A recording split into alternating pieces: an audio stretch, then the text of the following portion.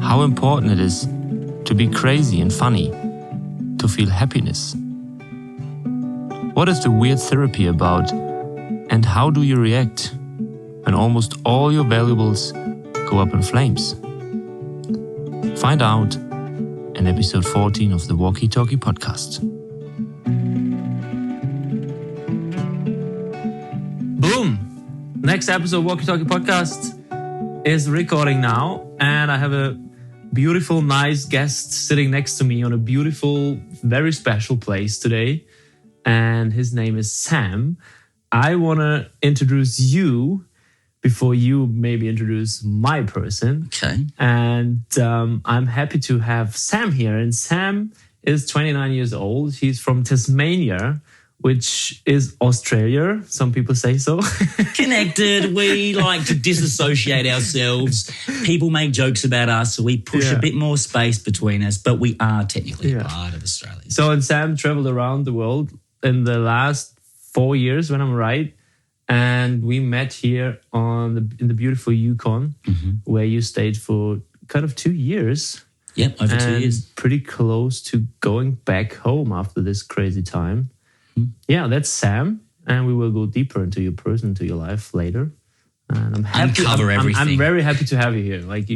Thank you, Jan. And I must say, it's the first time I've ever been called beautiful within the first sentence of being introduced. So it's very nice to get that introduction, and it's nice to be here. And can I just say, here, let me just paint an image quickly of where here is, and I'll pass it over that's super to Jan. important. That's important because where here is one of the oldest cabins on the resort that hasn't been lived in for 20 years or so? Yeah, more than 20 years. 20 years or so. And Jan, I'm throwing the ball back to him here, Jan took it upon himself to sort of just redecorate it a little bit, make it livable, fix the stove. And we are sitting here in this old cabin, small cabin, just for the two of us, fire next to us, looking out the window. First time in 20 years people are here. Yeah. What a cool place for a podcast. Yeah, and we're looking out in the snow. We're looking out the window. It's amazing. And it's minus 20 degrees outside. It's cold. Yeah. And we're warm in here. Like I'm snuffing. This is too warm. We're going to be opening the door at some stage, but it's good right now. It's great. And Jan, I want to can I grab the microphone metaphorically and just I'm grabbing it. I'm not taking it off my shirt. You don't have to grab it. It's there. I'm not going to touch it, I promise. But I'm going to grab it. And the first thing I thought about when I'm sitting here next to the fireplace is just a quick little historical moment for me that it reminded me of. And what it's cool is I'm sitting right next to the fireplace. I'm half a metre away from it. And it reminded me of something in history that I think is so cool. It's called the Fireside Chats. This was an amazing moment in history. It was the 1930s in America. Yeah. The president was Franklin Delano Roosevelt. Radio was brand new to the world, basically. No one's using it. No one's using it on a broadcasting level. And he decided after the Great Depression to broadcast to people's homes to comfort them in light of this horrible financial crisis. And they called it the Fireside Chats because it felt like people would gather at nighttime, families, and turn the radio on, and the president would talk to you by the fireplace. Really? He'd talk to you and it felt like he was in the home. Yeah. He had a beautiful, soothing voice, and he'd talk about how the banks are stabilising, how the economy is going to get better, and how we are coming together after this horrible thing. Yeah. And he'd be sitting there with you in the room, and it felt like he was there by the fireside. So they called it the Fireside Chats. And I think that's just so cool because here we are sitting by a fire. It's just a great place to talk. We're doing exactly that. Yeah. We're doing that. Yeah. I think you have to have something like a fireplace to create a good conversation. Yeah. And that's what I thought about. So I'm just sorry, I'm giving the microphone back. But I thought that was important to say because that's super cool. Oh, I love these stories. Yeah. Yeah. That's why you're here. That's why we're talking. And luckily we both have a microphone, so we don't have to pass it back and forward. Yeah. We won't do that. So I like to ask you a question which you normally hear every day, or maybe a lot of people out there hear this question every day. But I mean it. Like, how are you today? Like, how are you today? You don't just want me to give like, I'm good. And I'm not. I'm good, thank you. I'm not too bad. Yeah, like, I'm not going to say I'm good, get up and leave, podcast over. You want a genuine answer. Yeah. Okay. Well, like you said in the introduction, I'm a couple of days out from going home, which is over 4 years since I've been away all over the place. And how I'm feeling right now is, I would say, I am just over the moon excited. There's adrenaline. I can't sit still. You've probably noticed me this morning wandering around the resort. It's just this exciting feeling. Like being away for so long, you blend in and to new places. No one really knows you. And it's a wonderful feeling of being like anonymous in the world. It's super cool. I love that. But then going back to familiar and seeing everything you know, seeing everything you grew up with, seeing people, seeing family.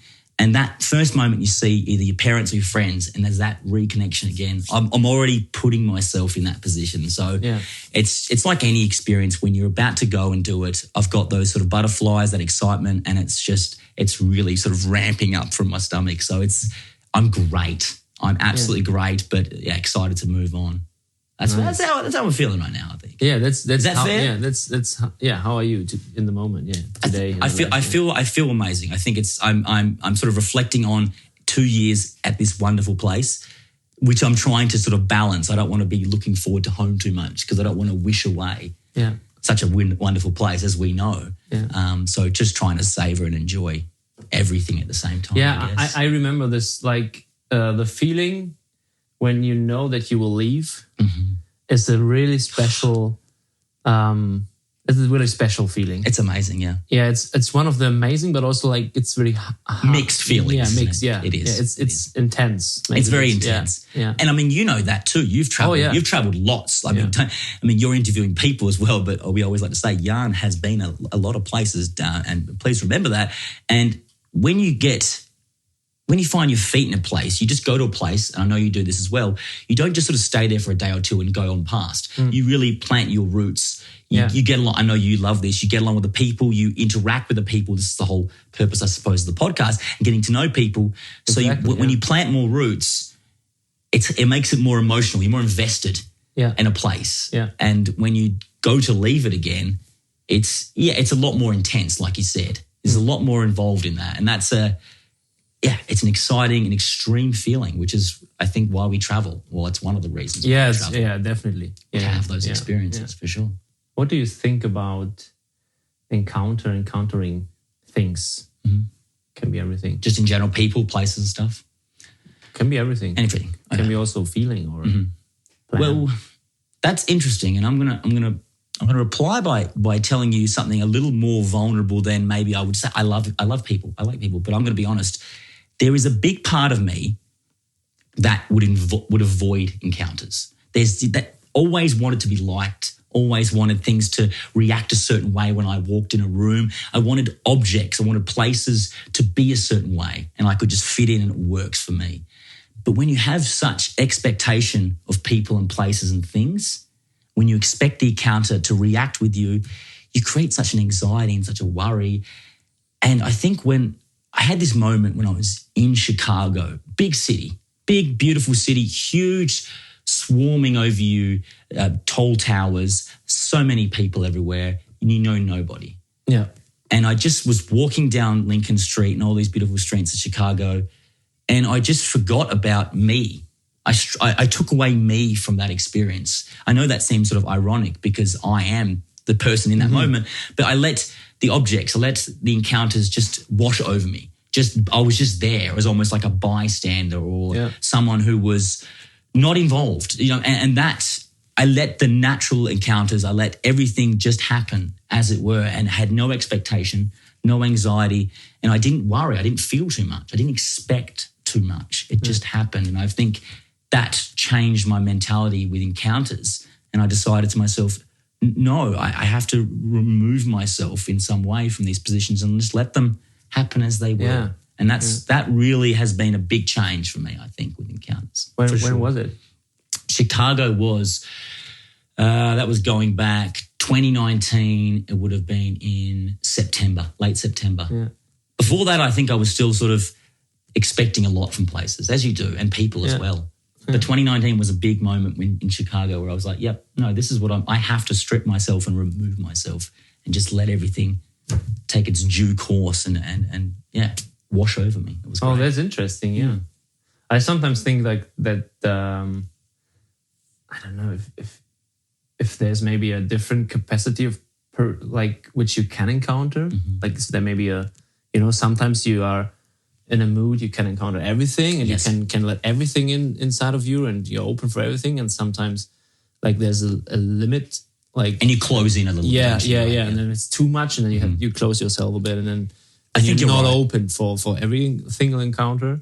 So, but it's No, you're 100% right. And I think going on from what you've just said then, it's important to understand what position you are in and knowing what position you're in then. Knowing if that door is open to people and places, or knowing if it's slightly ajar or closed, and then you act accordingly to that. But that takes a lot of, as we say, introspection, or looking into yourself and giving time to understand how you feel and how that self, who you are in that moment, it's not always who you are. Yeah. It's always chopping and changing. Exactly. You're always wearing different masks, different shades of character. Yeah. And identifying that is super important. I think traveling, maybe you'll agree with me, traveling gives you so much time to find out those characteristics of yourself. Yeah. Isn't that the best Yeah. thing about it? Yeah. Time. It gives you so much space, room, and time to find out that and know that. Yeah. And know that you might have to separate sometimes, and other times you can go full throttle into it. Yeah, because you get so much different mirrors Yeah. of yourself. Yes. Yeah. That's a very good word. Mirrors, exactly right. You get so many reflections. Yeah. And it's how you let that information in. I think you said it to me the other day. We were talking about ego and stuff, and it's about a lot of the times those reflections, they come at you, but they're too bright, they're too sharp, and it's almost too intrusive. Yeah. It's too harsh. But the more you stay away and the more you let it, you can learn so much, and you understand, which version of me is now, which is then, and then you can do a lot more with that, and you can let a lot more in. So that's a good question. That's a good question, and it's a question that I probably would have answered as I said 4 years ago. I would have said to you, encounters, I like them, bring them on. Yeah. And it would have just been like that, you know what I mean? But and I feel like, and I really feel like traveling has allowed me time for those questions to really go, hang on, I'm going to flesh this out and go, there's more to it than that. There's more to it in me, and I'm sure in you as well. I'm pretty sure. And I think so. That's a perfect, how you say? Segue. Segue. A segue. Yeah. A segue is like, rolling from one topic to another. Yeah, Like, because okay, that's you good. traveled a lot. I said it before, like you traveled 4 years. I think you traveled before as well. Yep, before a little bit. But yeah, tell us a bit, when did you left Tasmania? What was your feeling? Why did you left? Mm-hmm. Was it the plan to stay away for 4 years? Why you? Yeah, let's expand on that. Yeah. Okay, let's rewind 4 years. You're asking a fair bit here. You're testing my memory. 4 years. Okay, so it was roughly around January 2018. Is that right? Yeah, January 2018. And me and my friend decided we wanted to go somewhere in Asia. We wanted to start a trip. We wanted to make our way to Europe. So we kind of just went on the map and said... How was your situation in Tasmania? Like you... It was great. I was working at a record shop with a friend, looking at maybe investing in that, had living with a friend at the time as well, and it was great. It was never a thing where I wanted to get out. It wasn't an escape. It wasn't... I didn't have a negative situation at all. But the one thing I will say is... I think we all can relate to this. And you've said this to me as well, I'm the kind of person that is interested in so many things. If someone's passionate, I'm interested. I want to do that. I want to listen. So are you. So when you have that mindset, there are so many options, it's hard to choose and narrow it down. And I felt like I wasn't choosing. I was keeping so many options open and creating even more options. I completely you know what I mean? Yeah. And I felt like I had to go somewhere out of that comfortable environment and just let these thoughts sort of, we say, compartmentalize, put them in boxes, try and work things out a little bit more and let it just happen naturally. I didn't want to sit idle at home, just doing what I want and slipping into that routine. I said, no, let's just go out and let those thoughts and ideas that I have just come out naturally. And they'll find their time in the sun when a certain situation is required. Catching a bus in some foreign country where you're struggling, we haven't slept, sleeping in airports in Hong Kong, where really cold was something out from you. And then you realise, wow, I acted this way I never would have before, and you learn more about yourself. You start to understand more. So that was one of the big reasons I just wanted to get out and see how my impression of myself was on this bigger world picture. You know, how did the Sam that I thought I was stand up in the big world? Yeah. And I think you're surprised, you're disappointed, you're shocked, you're everything about it. You find out a lot. But that was the start. And then yeah, I went through Southeast Asia for sort of 7-8 months, and then went through Central Asia. Alone already? So no, I was still at this stage with my good friend Mitch, who I've been friends with since high school. Went to high school together.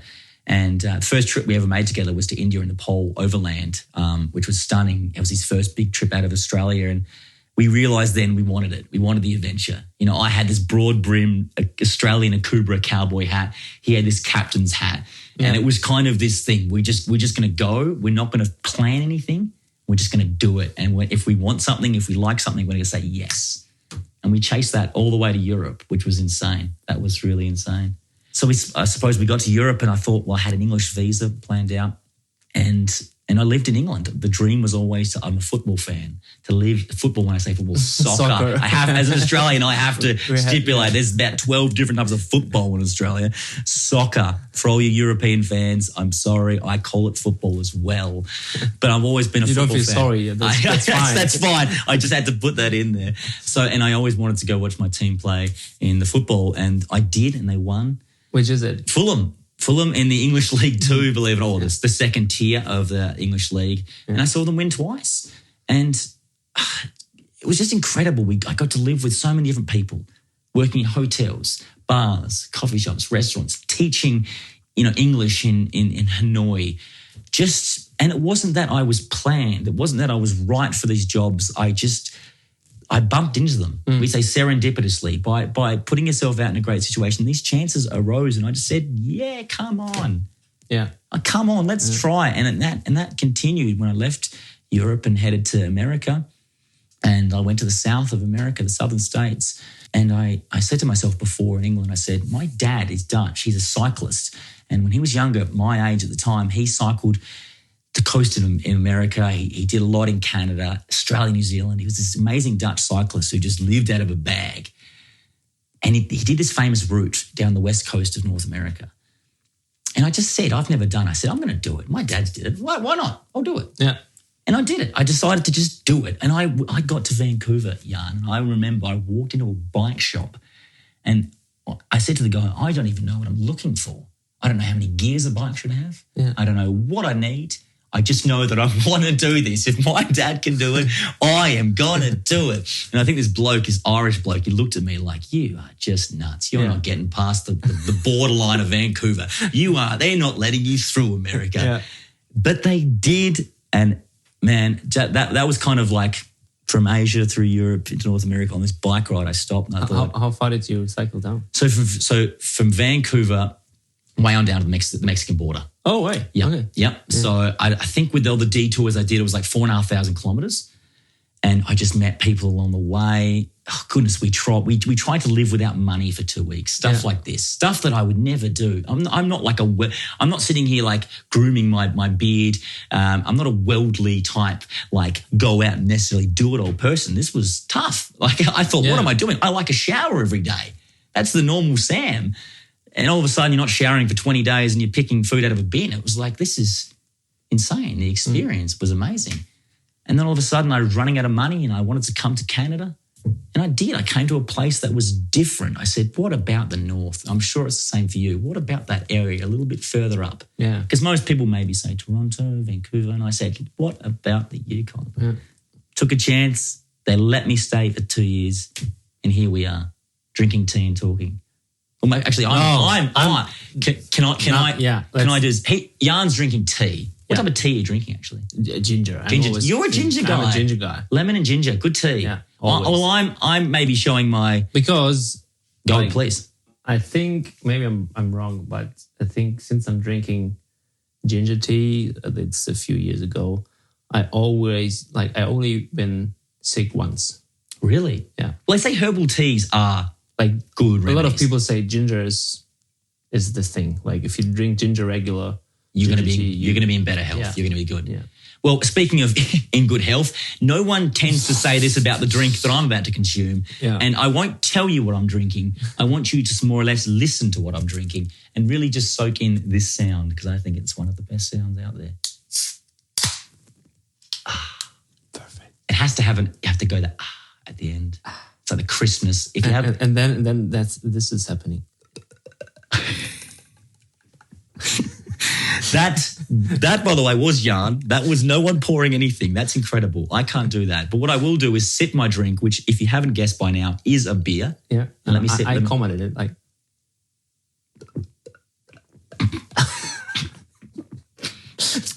Perfect. You should be a voice actor. If Hollywood ever needs someone to pretend to be like the pouring of a drink, yeah. you're the man. If this podcast doesn't work out, you are going to be that voice actor. I think my brother's even better with that. Really? I learned it it's from family. him. Yeah. You learned it from your brother. Well, I don't know, not to learn it, but he was starting, and I was and like, you listened in. Like, that's.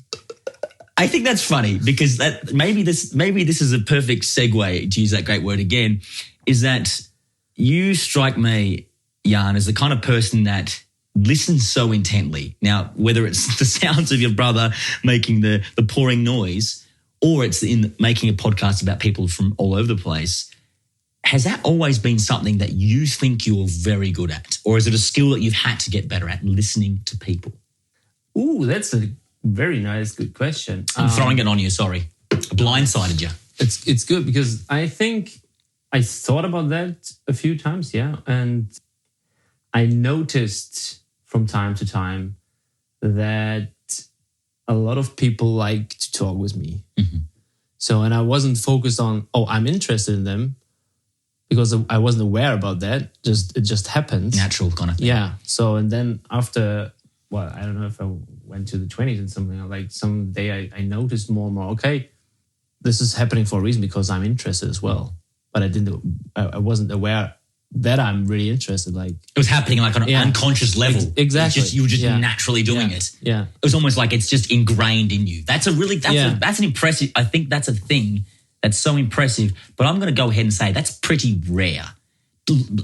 There are people that are good at listening, but I think in this day and age, maybe you'll agree, where opinion is everything, where we have platforms to give opinions and we all want our voice to be heard, and it needs to be heard. And a lot of times we're losing listening. Really listen. I mean, not just pretending to listen and hearing something that you like and jumping in, actually listening to the other person. Oh yeah, but there's also a point which I noticed now. This podcast and this format is like in this case super nice, which that wasn't my plan. Like, it just happened. It just grew to this. It's the same. Like, it happened, and I noticed like a few months ago, like, hey, that's really what we need. Like, listening to people. Like, Not structured either. Like we said, not structured at all. Not like you're not writing notes and reading scripts. Yeah. It's just being in a cabin or wherever you've been all over the place doing these podcasts. Yeah. And it's about finding people in these places and just talking like friends. Yeah. Or strangers. You've had people on that you've just met. Yeah. I think that's the best thing. It's not just people you know. It's random people. Yeah. But I have to be honest, on the other hand, like, I'm a super sensitive person, and I really need the opposite as well, being by myself. Talking to no one and listening to no one for a while. That's what I have to do, because otherwise it would overwhelm me if I always be into other person so much. So, and that's like a game which I have in my life between love people, loving humans in general. And on the other hand, sometimes I hate them. Yeah. And I don't want to, like, stark contrast, big contrast between. Yeah. And of course I hate myself as well. Like, why are we doing it? Why do I do this bullshit? And so what's the point? Yeah. So it's always hard to find the balance. But exactly. But I think it goes back to what we said earlier. And we said it's having that time whilst traveling to look into yourself and find those different versions and know when you are in that mood. Know when you are in the mood for people and know when you're not. That takes time. It's not something you just know. I think we take that for granted. We all think we just know when we are a certain person. No, you've got to really give attention to that. Yeah. And listening is not just to me and people on the podcast. It's listening to yourself. Oh, And I think in such a busy world, we don't leave much time for that. Exactly. Yeah. And the Yukon has been good for that and is good for that because a lot of darkness. We're in winter, we're heading towards the darkest period of time. You get isolation. You get time for that. And if you're willing to dig up some dirt and some tough thoughts, there is so much to grab there and learn from. Yeah. Listening is one of them. And I think, you're great at it. And that's a really good skill that everyone needs to continue to work towards. We are going to get running commentary for the whole entire drink. It's a big drink, by the way. It's not just a small can. It's a half a litre, nearly half a litre. And it's Yukon beer. What do you think of Yukon beer? Do you have any you're as a German? As a German, I know. I have to bring that up. I have to bring that up. As a German with the stereotype as the beer drinkers of the world, how does Yukon beer stand? Well, the typical Canadian answer would be, it's not too bad. What a good nothing answer. Thank you. I'll drink to that. There are quite a few nice beers. Mm-hmm. So, but in Europe or in Germany, we're not really used to drink IPA. And all that flavoursome stuff. You're the purists. Yeah, lager, pilsner, the good stuff. But some of them getting close to that, and then they're doing okay. Yeah, absolutely. And they're fun. You can't see the can, but they've got all types of Yukon. Oh, they're much more creative in the design here, to be honest. Yeah, I think maybe that tells you something. Not only this brand, that tells you something because the beer's probably not that great, but the presentation makes you think it's okay. Exactly. Maybe the ones that have to work harder have a worse product. Yeah. If anyone's listening from Yukon Brewery or whatever, I'm sorry. I don't know what I'm drinking half the time. It's just me rambling. You told me an interesting story, and when we sit in the car, was one of you. Maybe you have a lot of different crazy experiences while you're traveling, but there was one where you. Was it when you start cycling and you left your stuff in the Airbnb? Yes. The cycling trip from Vancouver. Yes, I left my bags. Oh, should I go on? Should I breathe some life into this? Yeah. I'll breathe some life into this. So I mean, I've been pretty lucky. I haven't had too many bad run-ins on this trip. My friend and I crashed a motorbike in Laos. My mum's listening. I'm sorry you had to find out this way. But I had a motorbike crash in Laos, and it was a bit crazy. But apart from that, I was doing pretty well. When I got to Vancouver and I was doing that trip that we spoke about, I wanted to leave a lot of my stuff. So I had like my little banjo, my beautiful Australian hat that I brought from Australia, my hiking bag, all like memorabilia and stuff that I collected over that 3 years. I left it with a lady in Canada, in Vancouver, and she was lovely. She's a little Chinese family that would bring students in to this Airbnb accommodation, and she said, absolutely, leave your bag with me and just come pick it up on the way whenever you come back. And I thought, great, I'm not going to have to lug around 40 kilos of stuff. I've got my 2 little bike bags, off I go. And it's going great. I get all the way through Washington State, wonderful coasts of Oregon, and I'm just ticking into California. Beautiful, redwoods, lovely. Top of the world, couldn't get any better, right? I get this phone call. and it's one of the first rainy days I've had. And I'm in this little cafe. I've just arrived after like 120 kilometers cycling. I'm exhausted. And I get this phone call. Now, this lady she was so direct. This is the thing. There was no like, hello, I've got some bad news to report. It was none of that. It was just, this is the way she answered. Hello, house burnt down last night, all stuff gone. Husband jumped from second floor, broke leg. Sorry. And there was no hello, Sam. It was just straight to it. It was literally just straight to it, monotone, no inflection of the voice, just house burnt down, stuff gone, husband broke leg. I think I was still breathing in and out from the cycling, like, and all of a sudden, like I said to you, I don't think I was ever actually sad. I think I laughed. I think I hung up the phone, laughed, and the girl behind the counter at the cafe was like, what's happened? I said, just all my stuff's just burnt down. Pretty much all of it. Apart from what you see here, it's all gone. So she bought me a coffee, a $3.50 latte or whatever it was, and we sat down and we talked about everything that I lost. Yeah. And there was not one drop of sadness throughout. We laughed the whole way. I'd lost everything that I collected, but somehow I laughed. I'm not sure if I was going insane, but the whole thing just was crazy. So because you left all the important stuff, you left there. Well, I mean, you're right. I don't have a lot of important things in my life. I don't have a lot of tangible, like important things, but what I did have, apart from my passport and a few other things on me, was there. All my collectibles, things that would be good reminders of the trip, up in flames. Yeah. I couldn't believe it. So I was just, it was funny because when I came to the Yukon, when I flew from ended up flying from San Diego to Vancouver to the Yukon. I flew here in late November, and it was cold. It was like a cold streak, minus 20 something, minus 25, close to minus 30, and I was in my bike shorts. Yeah, I didn't have anything, and people were. I remember that Ollie told me that. Yeah, people were kind of looking at me, just kind of like, what? I mean, Australians. I mean, people have a bad impression of maybe Australians anyway, but they must have thought, where did he think he was going in the world? Yeah. So that was a minor bump, but I look at it now as actually... Well, you survived. I survived. And I laughed, and I've told that story quite a few times, and it seems to make other people laugh. So you know what? Gone is the banjo. Gone is the bag. There is a good memory. So that's great. You have a new banjo now. I have a new banjo. Which is really impressive because you told me that you start playing banjo in Canada, like up here, and you never played before? Nope, I had this little banjo ukulele. It's called a banjolele, which I bought it in Scotland when I was living up the north of Scotland. Yeah. I never played before, and I love that sort of music. I love folk music, Americana music. And I said, as soon as I arrived, before I came to Southern Lakes, I stayed with a group of people at a B&B in Whitehorse.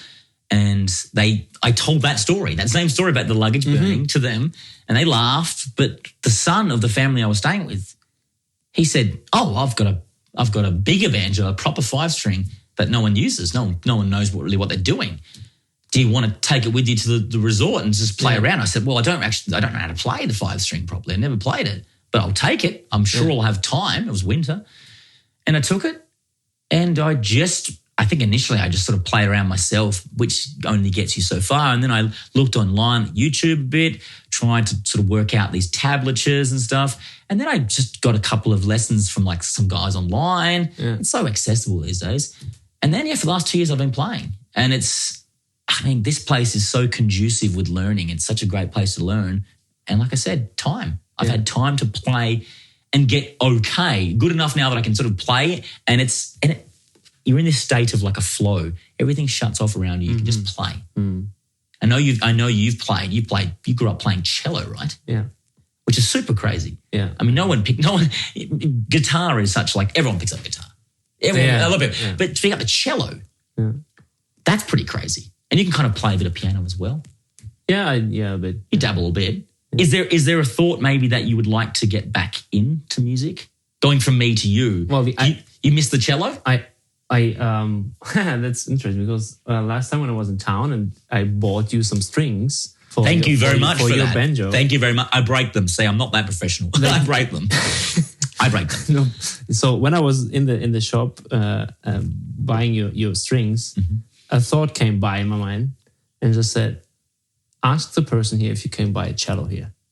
And Whitehorse. In Whitehorse. What are the chances? Yeah. So I asked the woman on the desk, on the front desk, do you think there's a possibility to buy a cello here? Because I just felt like how great it would be to have a cello back and just playing. After all these years. Yeah, and being in these places and playing a bit cello. Like looking out into on the lake with the mountains in the background playing cello. Yeah. It sounds incredible. She said like, we don't have them here, but I can order easily if you want. So I was like, okay, that's good to know. Just keep that thought there. Yeah, and yesterday when I had a conversation with Ollie and Steffi, and we talked about if I'm maybe staying a bit longer here. I said, well, I'm not staying longer if I don't have a piano here.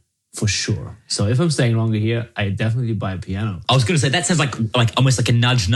If you buy a piano for me, I will stay here. Well, no, I didn't say that. No, I know you wouldn't have intended that, but that's if you ask now the question, I'm absolutely into that in the next weeks, months to get back to music, because this is. Yeah, it's a perfect place to learn it and like we said, to get in that zone. It doesn't matter what. I mean, I've learned that. I by no means anywhere near to being professional, barely competent in some things, but just to pick it up, the instrument, and make that music in a place like this, and to slow everything down is wonderful. Yeah, exactly. Yeah. Well, you bring something with you. I brought some. Well, So before we forgot it, well, there's beer drinking and cello talk and, Yeah. and things burning down. Something we actually have that hasn't burnt down. I thought I'd bring something in because, I mean, I'm so lucky to be. I don't think I'm very important, but I was just standing next to Jan when he thought about getting a guest. I think I was the closest person. And he said, "You're going to be a guest if you don't mind it." And I said, "Well, can I bring something?" Because I mean, growing up, it's like when you're in kindergarten and someone inviting you. inviting you, but you bring something. That's You bring super kind. You bring something with you, sure, right? yeah. And so what? I mean, this is the Walkie Talkie Podcast, correct? Am I wrong? No, it's the Walkie Talkie Podcast. So I'm going to hold it. I'm going to grab it. I wonder if it beeps if I turn it on. Maybe someone's answering. Oh, it beeped. It beeps. It does beep. I brought, as you maybe can hear, a walkie-talkie because I thought that was fitting. But why I bought this is because what's fascinating about the word walkie-talkie is, do you know what walkie-talkie is in French? In French? In French. No. Talkie-walkie. It's literally the backward. It's not walkie-talkie. It's talkie-walkie. So how do you say? That's all they say. They don't say it. That's how they say it in French. Talkie-walkie. Yeah. It's just the opposite way around. Isn't that strange? It is. Because I mean, and I thought to myself, well, what does that say about the French? Because we say walkie-talkie, the walking comes first, and maybe the talking gets brought on after that.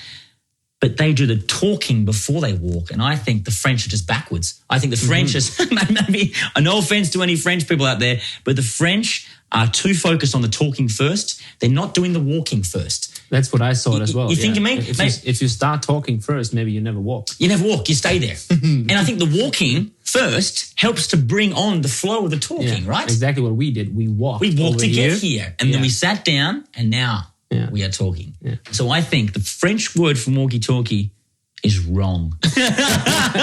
Sorry, French people, but I think it's the wrong word. I think if you dissect and analyze what it means, you walk first, then you talk. No one should be talking first and then walking. That's very interesting. I'm looking forward to meet a French person and ask. Talk to them about it. I want to know. Talk first. Talk first. Well, maybe you should tell them and walk first. Try and teach them. Oh, yeah. Maybe you should show them the way. Yeah. Maybe they won't come with you though, because they're used to talking first. That could be. They will just be like, "Where are you going? We have to talk first. What are you doing, man? What do you come? This is not how it works here." Yeah. I'm not sure if it's that culturally ingrained in the language, but anyway, who knows? I thought that was fascinating. Yeah. That's the only reason I bought it. I didn't bring it for some operation or some conversation back and forth. I literally bought it because I was blown away by the French word. Interesting, huh? And it suits perfectly. It fits. Yeah. And it's nice to look at. It's nice to have something there. Walkie Podcast. Yeah. It's a great name. I have to ask, I don't actually know necessarily, why Walkie Talkie Podcast? Yeah. Why walkie-talkie? I think it was kind of like I had the idea about the name a year before I started. And the idea comes up out of the thought that I'm walking. My idea was walking to Australia. Really? Walking from here to Australia? You can't do it. From Germany. So really? Like walking overland all through Asia? That was kind of the idea when I decided, okay, I packed my bag and I'm going to walk the whole way. Yeah, it was like I walk and maybe hitchhike a bit. And I said that in a few episodes before, like then I came to the point, how do I want to save memories? And then I decided, okay, well, I just talk with people and interview them and recorded it and share it. So, and then for me it was like completely clear, if you walk around the world and talk with people, that whatever you do, you call it walkie-talkie. And it seems so perfect. It's like it's the perfect summary. It's an easy, simple, but there's a lot of German words are also like pretty easy. Putting together, like two words putting together, and that's my German brain. That's put right. That together. Like I walk somewhere and I talk with people. So then I call it walkie-talkie. But it's just that's a German, the pragmatic brain, right? You just work it out. Boring, but no, it's unoriginal. You spice it up. Well, it's funny you say that German words because I've said it to you in the past, but I love a German word, and like for instance, you talk about practical words. Bademeister, right? My pronunciation's wrong. Bademeister, yeah. Bademeister, excuse me. Yeah. Bathing master. Yeah. Like a lifeguard for a swimming pool. Yeah. That just makes sense, right? Yeah. It's no stupid. You haven't thrown extra vowels on the end or anything or any consonants. It's just bathing master. Yeah. Germans, they just break things down simply. Walkie-talkie. Sometimes. Yeah. It's good. Sometimes. I like it. I think that's the best reason. It's an honest reason. It's a good reason. I like that. Yeah, and it's nice, and I feel more and more that it's very suits to my life now as well. Like I'm not walking all the time; I'm driving a lot, and you've betrayed yourself. What are you doing? Driving instead of walking? How dare you? It's only an hour and a half to the closest city. You can walk that in -30. Come on. Yeah, but it's still like I think it's like it's a nice. Yeah, how to say it? It's a nice thing to bring people together. I think like, so. It sounds like walking together, talking together. Yeah. It's exactly what we talked about. It's an experience. And from the moment you said, let's go and do this, you are together. It's like the episode started when you tell me to come with you. Yeah. It's like you ease into it. It's not like we sit down, start, play. It happens. It's the whole process leading up to that. Yeah. Very cool. Very natural, and it's very cool. Something else I quickly want to jump in as well, and someone that's kind of been a name that's popped up in us getting to know each other is John Lennon, which I think is super. I mean, everyone loves the Beatles. Don't get me wrong, but you bought a shirt recently. Can you talk? I want you to talk about that shirt, and before I go any further into John Lennon, I can do that because do that, please. I grew up in a big family, and my dad is one of the biggest Beatles fan I ever saw, and so there was no choice being not a Beatles fan. You are a Beatles fan. I like the Beatles. I wouldn't say I'm a big huge fan, but I really like them, and I love to listen to them. But then you get to this age when you like 12, 11, 13. I know you get interested in people who did something great in the world, and in school you have to maybe write something down about persons, and I choose John Lennon. Really? So, like I had to write something down about John Lennon. About his story, his history, his everything. life, that was your short person. Story of his life. Interesting, right? His person. And since I was getting a bit deeper to the person John Lennon, I always have a lot of things about him in mind because he was such a great thinker and a great, different thinker. And so that's why I really like this person and his mentality, how he lived and how he tried to make a change.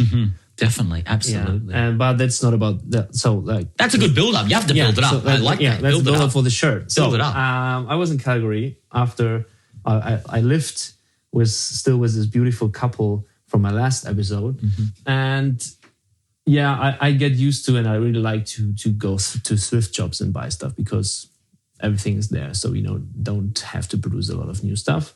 So I went to a thrift shop. And I was thinking, okay, I'm going to the Yukon. I'm working as a waiter again after a long time. Got to dress up a little bit. I want to dress up a bit myself. So let's see what I can nice. find in the thrift shop. Yes. So, and I looked for shirts and didn't really find something. And then this crazy black shirt with green. I don't know how to say that. It's like green. It's like lining inside of Yeah. It's inside of the shirt and in the cuffs as well, isn't it? As well. Yeah. It's like lined with this. I'm not sure. It's this beautiful green material. It looks great. Yeah. So I saw like this. This looks fancy. This looks nice. looks good. So I'm normally not wearing fancy stuff. I'm You are not a fancy guy. yeah. no. So at this point, I was like, "Oh, that's nice." I try it, and then I noticed that there's a small sign on this shirt, which means it's the glass of John Lennon. It's like a little caricature, a little thing, isn't it? Yeah, that's a sign. Like it's a typical sign of John Lennon. That's stuff. right. So, that's right. And I was like, wow, that's great. What are the chances having yeah. the story leading up Yeah. to it just by chance? Yeah, so here it I is. found a really nice fancy shirt. Like it's a John Lennon special shirt, whatever. It ended up in Calgary in a thrift shop, but I found it. And then I was thinking like, nice. So because my dad is probably visiting me here. Yes, and in February, right? And then if he's not listening to this episode, he should be. Dad, you should be. I can surprise him with this nice shirt. Okay, maybe you shouldn't. Maybe hopefully he's not. Bringing him like whatever drinks and the dinner, whatever, and having this nice John Lennon shirt on. And then I saw like it's also nice because I had a small picture of you because Ollie told me a bit, and then I saw. I'm pretty sure I don't know this guy Sam. I not really know him, but I was pretty sure that he would love the shirt as well. And I do. And just because what I knew about you. This is what you had an inkling, a feeling that I would connect with that shirt. Yeah. Can I just go on from what you're saying? And I'm going to be honest with you. No, stop right now. Get out. I've had half a beer. You're drunk, Sam. No, but can I be honest? I love music and I do love the Beatles. But when I was 18 years old, I was in India. And I remember it distinctly. I was with a friend. We were on the building, a tall building in Delhi. And I stood there and spoke with an English guy. He was from up north, a place called Oldham. And he and I were talking, and I said these words, quote, I said, the Beatles are the most overrated band of all time. You said that? I said that, 18 years old. I think I was in the stage where I was kind of like looking at the rare Led Zeppelin B-side tracks. I was trying to be that I like different music. The Beatles were too mainstream, right? You know what changed my mind? I watched the documentary and I read a lot about the Beatles when they started, when John Lennon, when George, Paul, Ringo, everyone, they were all young. Yeah. And what got them together? Because before they were a big band that everyone knows, they were fun young fellows. They were young kids. Yeah. They were tricksters. They were jokesters. They were so funny. They made black and white movies about going to find one of their granddads. They used to get so high when meeting the Queen that they would push Ringo to the back and be like, don't talk. Yeah. They were just friends having fun. Yeah. And that's the key component which really got me to the Beatles is before they were huge, they were fun. They were guys having fun. Yeah. It wasn't planned. It wasn't planned. It wasn't like we're going to be the best. Yeah. It was just guys having fun, getting together and jamming, and it just worked so well. We don't need to go on about that. And I thought that changed my mind completely, obviously. But the whole idea of that having fun first, being silly, being stupid, having fun, talking nonsense, and then it makes you comfortable, makes you happy, and then you can produce. Yeah. Then the goods come from that. Yeah. It's a good platform. You can't just jump into it. Yeah. You have to be silly, have fun, and then just let it naturally lay. Yeah, then it's getting more real. Real. Yeah. Isn't it? Yeah. And that was the Beatles for me. Yeah. So, I didn't. If you showed me that shirt when I was 18, I would have burnt it. I would have literally burned it. That's why we met now. That's why we met now. Of course. Now we're old and wise. Now we're old and wise. Sitting in an old couch. Yeah, look at us drinking beer and cigars. I would never smoke a cigar. I hate cigars. Can't stand them. But I do like drinking beer and talking with you. That's for sure. This has been something very special. I really enjoy this. And John had a lot of nice wise sentences. Like we talked about this when he was in school. What was the one? You know it better than I do. When he was at school and he was asked to do some sort of answer a question. What was it again? Well, the teacher said write down what you want to become in the future. That's right. So, and then he wrote down, I want to be happy. So he give the letter back to the teacher, and then the teacher said to John, well, John, I think you didn't get the question right. And then John looked at him and said, well, I think you didn't understand life. And this is a kid, right? There's a few things. If it was really like this, okay, but it's paraphrasing, as they say. It doesn't matter. But the whole point of it is that. The whole point of that is great. And that's a young John Lennon. Yeah. And you talk about the frame of mind he grew into. It started like down there, right? Yeah. And isn't that amazing? You don't understand life. Yeah, and it's still if you see around the world how many people struggling about the question what I will become in the future, what I want to do for living, and for the most people the question I want to be happy is so far away. I know. It's the end product. Exactly. It's it's not the starting line, it's the finishing line. And so I struggle as well with that question always. I noticed over the years, it's completely allowed and it's completely right to be happy in the present as well. I don't have to go for that for the rest of my life. You don't have to aim for it. Figure it out. Yeah. There's no end goal. It doesn't just. There's no gates opening up and you see happiness standing there.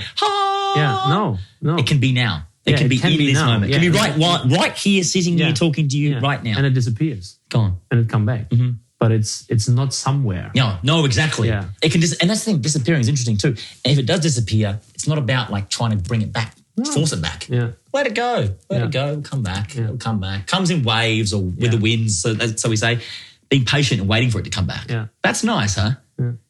But it's funny, I want to do something really quickly, because we've been going for like 4 hours and everyone's probably asleep. But talk about being silly and having fun. Something that I like to do is what I call weird therapy. And it's just something that takes a couple of seconds, right? If I'm sort of a little bit stressed or highly strung and it's not working out too well, I just like to have like a 5-second kind of release where I just usually my hands and my vocals, I just make as many weird sounds and do as strange things as I can in 5 seconds. Can we do a 5-second weird therapy right now? Sure, we can. Can we do that? Yeah. Can we stand? Yeah, we can stand. Is it okay with the microphones? Are we going to be okay here? No, that's fine. We don't want to move too fast. And literally just in a couple of seconds, for 5 seconds, you just do whatever you want with your hands, make as many weird noises for 5 seconds. Ready? Yeah. 1, 2, 3. That's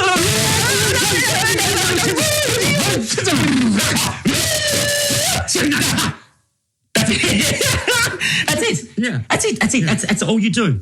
Now, that's going to sound very odd. No one's going to recall that on a song. But it's a release. It's something funny. You laugh, you feel weird. It's just whatever. There's no one looking, no one judging. It's just that. You feel. That's It's intense. It's fun. It's great. Yeah. And it can break you away from anything that's tying you down. Yeah. I just sometimes like to do that. Yeah. And even on a smaller scale, you don't have to bark like maybe I did at the end there, but you can do it. Yeah. And it's so great. As a little reminder, back to the Beatles, to be funny and be silly first. Yeah. Yeah. And maybe from that, you relax, you release, you do something better in the future that's actually meaningful. Who knows? Yeah. But that's fun. Great. That's fun. We have one thing that we have to share with the world. One thing? Really? Yeah, because we had the big opportunity to change the world and replace COVID, but we missed it because we had the weasel in my car. And we found the solution. Driving around Canada with the weasel in the car. Little Javier was his name, and we found the solution to get out of COVID, but we missed it. Do you want to? That was it. We thought as we were driving to drop off this weasel that has just infuriated us at the resort. It's been running around everywhere. Guests have seen it. It's been poking its head out. It's nearly been caught multiple times, and finally, I'm going to give you the credit. Jan with the live trap. It wasn't hurt. It was caught live. And we thought we'd drive and take it, 20 so kilometers away? Yeah. We thought that's going to be enough. Yeah. And as we're driving, I thought, why don't we just stick our finger in there and see if it bites? And we thought, no, it's silly. It's going to bite. It's stressed. It's panicking. But I thought, what if that weasel bites me? And what it infects me with is the cure for COVID. Right there. It's not like I'm not getting tetanus or rabies. Just that reaction there, the bacteria infection right there, it just blows COVID out of the water. Yeah. Imagine that. No, I imagine that, and I felt like it's great. That was great, right? We should have. So why didn't we risk that? That's what I want. You want to talk about why we didn't? I would like to apologize now for the whole world that we didn't try. I was scared. Yeah. I had this idea, and I really think that was the cure for COVID, but I was scared. Yeah. I wasn't willing for it to be wrong, and I didn't take the chance to put my finger in the cage with the weasel, get bitten, and farm my blood to all these doctors and save the world from COVID. But I didn't, and I said to you I felt great before when we started this podcast. I now feel miserable because I've effectively ruined everything. But I say that for a reason, because even if we stop the pandemic, which is serious, and it's also very, very important to be crazy and have crazy thoughts and have fun. Exactly like the Beatles. This is like the Beatles had. Like the Beatles. This is right. Don't let it get you down too much. There has to be. We all acknowledge it's serious. We all acknowledge that, and we have this non-stop feeling of statistics, numbers, good, bad. You have to stop and just laugh at it sometimes, and from that you can sort of reestablish yourself, like the Beatles did. Great. And then maybe you feel a bit more happiness. Yes. There we go. That's perfect. How happy you feel to go home? Happy. Gosh. 2 days. 2 days. A few flights to get home, quarantining and whatnot. Won't make Christmas, which is a shame, but I'll have to have like a beer from afar with my family. Yeah. And yeah, this has been a nice, I feel like this is me toning or easing it down. This just talking right now. It's just, I'm calming down. Yeah. I'm not as excited and I'm not as crazy as I was when we walked in the door. I feel like I'm leveled. Yeah. Maybe we just met for the right time. Maybe this was it. Yeah. Maybe I don't leave. We just sit here forever. Oh, no problem. Is that fine? Yeah. There's no fire. The fire's gone out. Oh, now it's a good temperature. Now it's comfortable. It's not too hot anymore. It's okay now. The door's closed, everyone, by the way. The door has never been open. It's nice. It's a perfect spot. And it's been a perfect day. Yeah. After 4 years, you're going home. 4 years gone home. That's exciting. It is. And I'm very happy that you came to my podcast and talked about your life. Jan, thank you for dealing with my strangeness and weird questions, but thank you for being an active participant, not just a podcast host, but a participant. Yeah. Because we're just friends talking and you Yeah. just naturally have got it. So thank you so much. You're more than welcome. If you have one last sentence for the world out there, and a wise sentence. A wise sentence. Yeah. Okay, everyone, we're talking about listening before. We talked about listening and how the importance of listening. Be interested before being interesting. That's how I'm going to finish. Perfect. Is that good? Thank you, Sam. Thank you, Jan. Well, I walk upon the river like it's easier than land. Evil's in my pocket and your will is in my hand. Oh, your will is in my hand.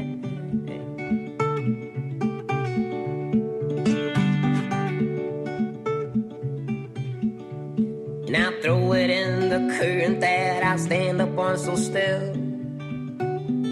Love is so from what I've heard, but my heart's learned to kill. Oh, mine has learned to kill.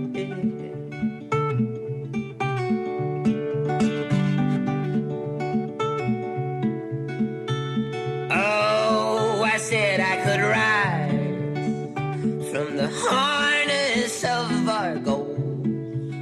Here come the tears, but like always, I let them go. Oh. Just let them go. And that's spikes will keep them falling from the heavens to the floor. Future was our skin and now we